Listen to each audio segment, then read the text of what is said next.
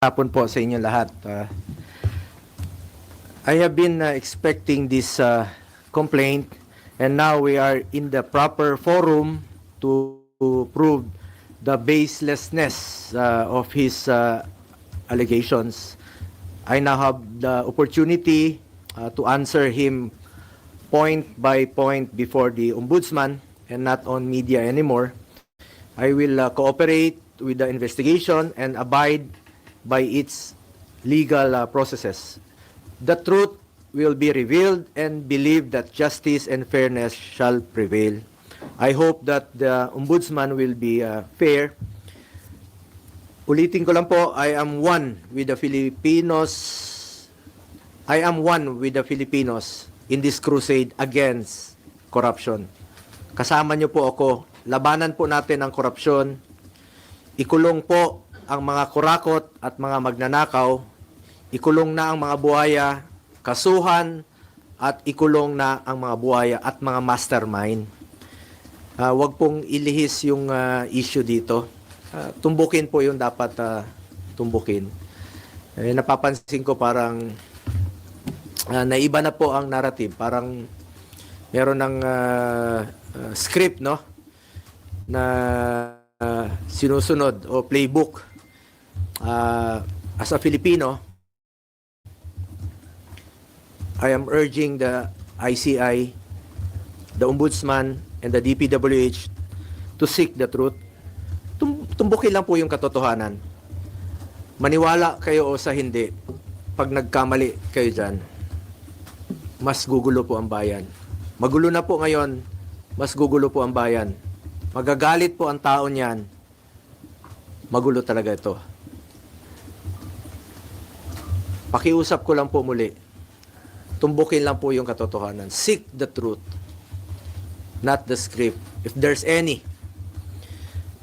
Ito ay isa po itong diversionary tactic para ilihis ang atensyon ng taong bayan sa tunay na mga issue. Klaro naman eh. Kahapon nga lang, nabanggit ni former Governor Chavit Singson, another diversionary tactic. Ang talamak po ngayon na korupsyon, talamak ang korupsyon ngayon sa kasalukuyang gobyerno. At ang dapat talagang panagutin, ang totoong issue. Ano bang totoong issue ngayon?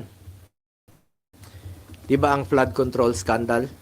Mga ghost projects, mga anomalous projects, mga substandard projects. Yun naman po ang issue ngayon. Huwag tayong lumihis sa katotohanan. Napapansin ko talagang merong gumugulo eh. Merong nasa likod nito na ginugulo lang po yung katotohanan. But I am one with the Filipinos in this crusade and fight against corruption. Kasama niyo po ako rito. Labanan po natin ito. Kulong po natin ang mga kurakot at mga magnanakaw. Sa kanina naman po, sa final sa amin ni dating Pangulong Duterte, at sa kapamilya ko, 2 Trillanes, you are barking at the wrong tree. Kung seryoso ka talaga, bakit di mo kasuhan yung mga totoong mga corrupt talaga? Bakit di mo kasuhan yung mga financials mo? Yung mga contractor, alam mo yun. Alam mo yun.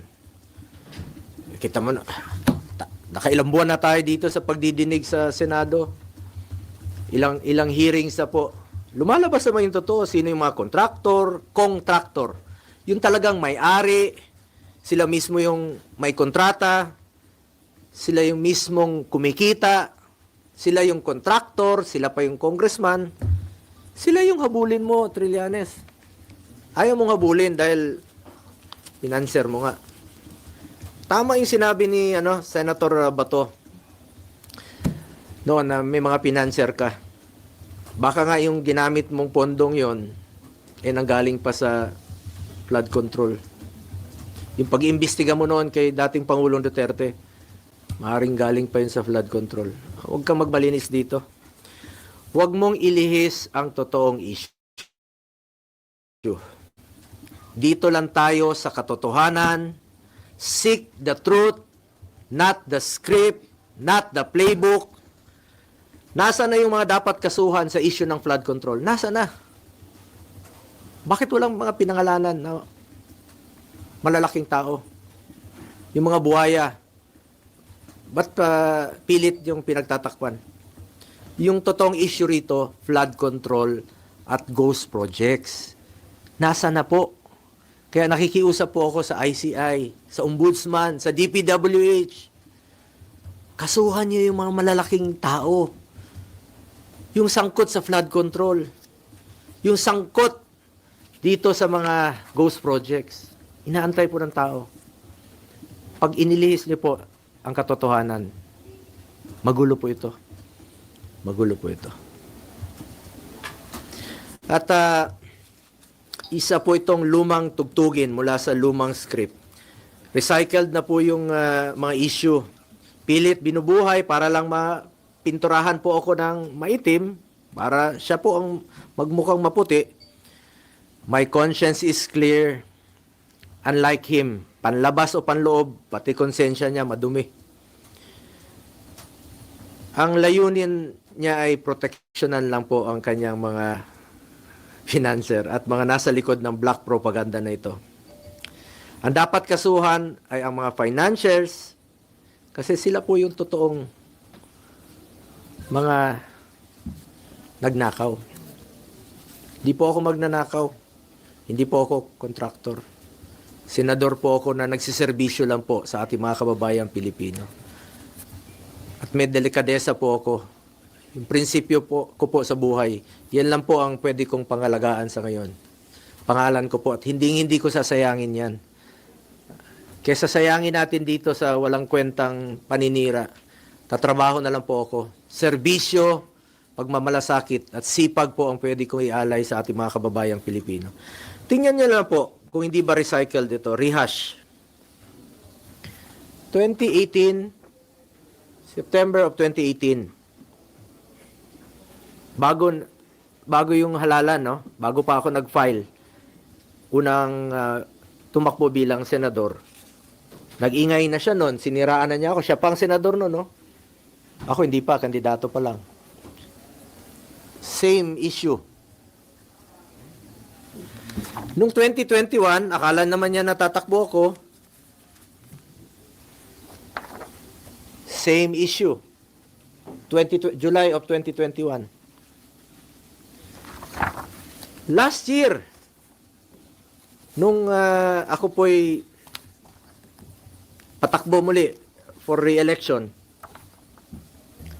July 6 of 2024. Same issue. Same. Yung suot niya, ngayon, ay araw na ito. Ito, July of 2024, last year po ito. Yung suot niyang polo, pareho pa rin ng kulay ng suot niya ngayon. Rehash pa rin, pati polo niya, rehash pa rin. Ginamit muli. Yun pa rin ang ginamit niyang paninira sa akin para siya ang pumuti. Nagpolo na nga siya ng puti para pumuti kunwari. Pero yung kanyang hangarin ay napaka dumi. Alam nyo, nung ako po ay nag-obserba ng delikadesa sa buhay ko, baka pamilya niya po hindi. Nabalitaan tayo noon, mismo yung tatay niya naging dealer po sa GHQ ng Armed Forces. At nabalitaan nga natin no, na kakasino rin.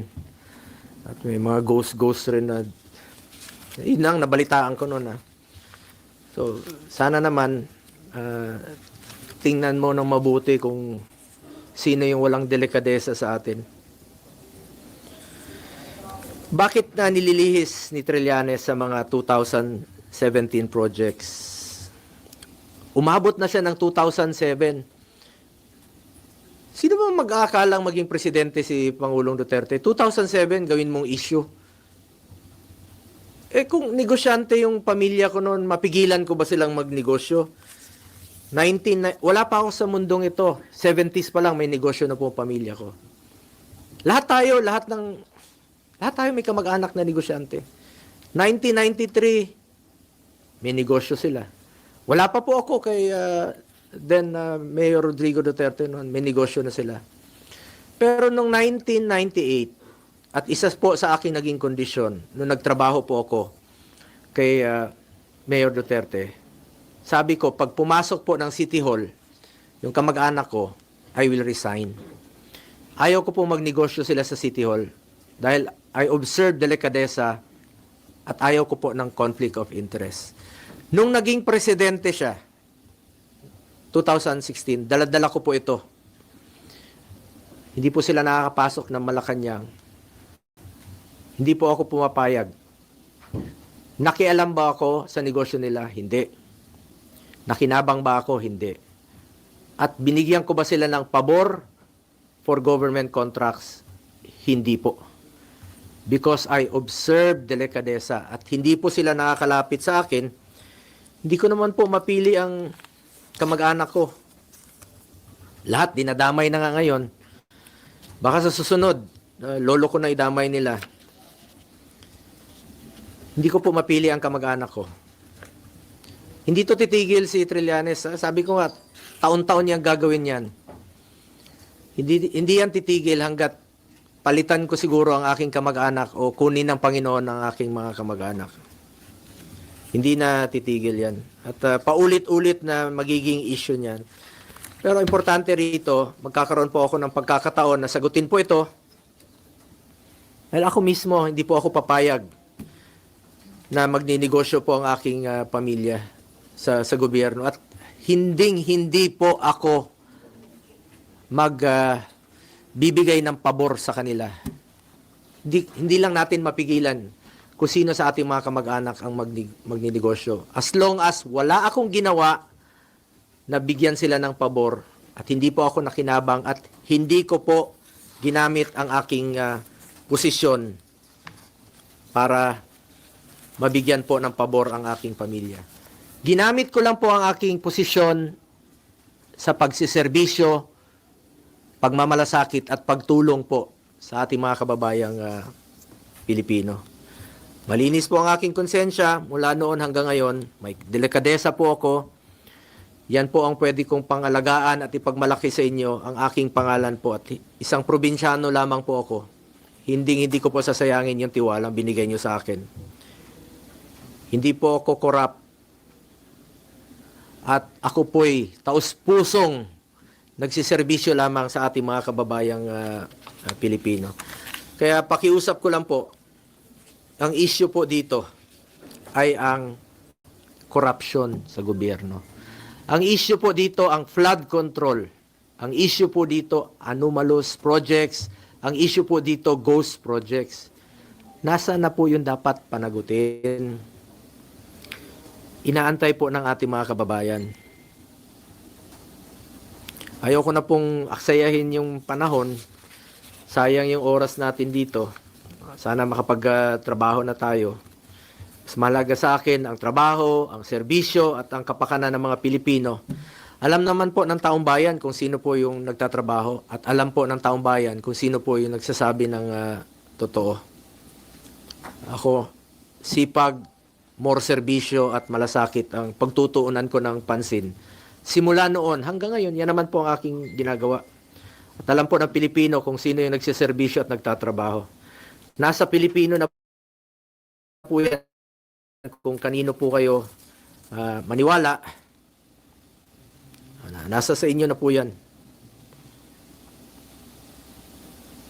Mga kababayan ko, patuloy nating labanan ang korupsyon sa gobyerno. Please lang, labanan natin ang korupsyon sa gobyerno, labanan natin itong mga kalokohan, ikulong po ang mga korap, ikulong po ang mga magnanakaw. Huwag na pong ilihis ang issue. Kawawa yung Pilipino pag nililihis po ang issue. Umiikot-ikot na po tayo.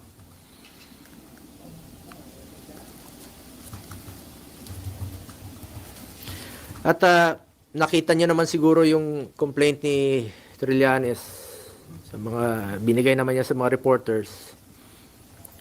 Paulit-ulit na po, rehash talaga, paulit-ulit, paninira talaga. Talagang paninira at inililihis yung totoong issue. Yun talagang totoo dito ngayon, nililihis niya. Paulit-ulit lang. The same, sabi ko nga, 4 na taon na. 2018, 2021, 2024, 2025. Pareho lang yung complaint niya. Na-file na po niya ito last year. Na-file na po niya ito last year. Tapos na po election.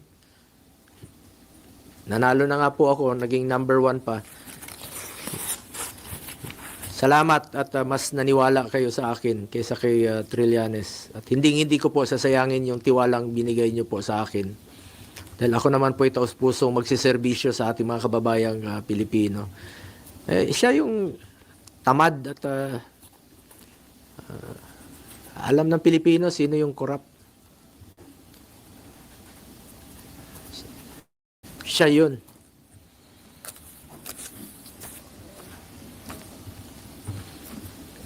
Salamat po sa inyong oras at pakikinig sa akin.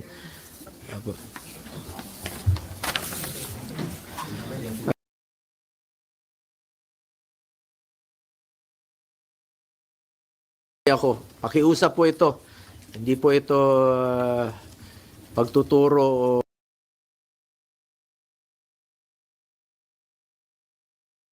the Ombudsman and the DPWH to seek the truth, not the script, if there is any. Tumbukin nyo lang po ang katotohanan. Maniwala kayo o sa hindi. Pag inilihis yung issue, magulo po ito. Magagalit po ang Pilipino. Magagalit ang Pilipino pag niloloko nyo ang ating mga kababayan sa katotohanan. Yung katotohanan lamang po, tumbukin nyo po, I am one with our countrymen in this crusade and fight against corruption. Ikulong ang mga kurakot at mga magnanakaw. Kilala nyo naman yung mga buhaya. Napapangalanan na eh. Yung iba nagtatago lang talaga. Di ko alam saan sila nagtatago o pinagtatakpan nyo lang talaga para ilihis yung katotohanan. Dito lang tayo sa katotohanan. The truth. Hindi kayo magkakamali. Pag doon lang tayo sa katotohanan. Salamat po.